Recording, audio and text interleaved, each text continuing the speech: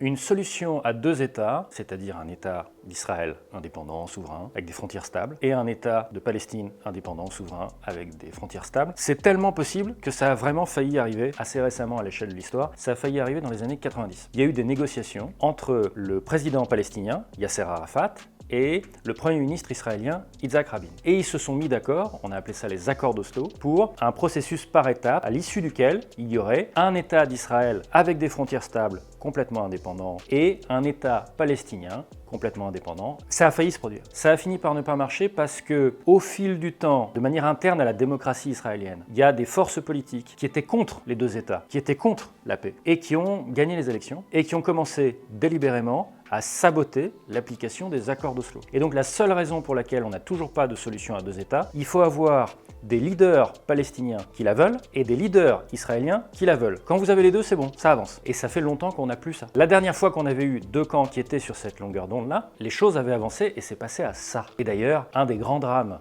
de la tragédie israélo-palestinienne, c'est bien sûr l'assassinat du Premier ministre israélien Yitzhak Rabin, qui a été d'ailleurs par un religieux juifs, pour qui il était inacceptable de laisser la Palestine avoir un État indépendant. Malheureusement, souvent, la paix n'arrive pas parce qu'il y a des deux côtés. Comme d'habitude, si vous voulez la paix, il faut que les gens se mettent autour d'une table pour négocier aussi longtemps qu'il le faut, paisiblement, jusqu'à ce qu'on arrive à un accord. Et ça suppose de laisser les extrémistes qui ne veulent pas négocier, il faut les laisser en dehors du jeu, parce qu'avec cela, de toute façon, on n'a que des problèmes.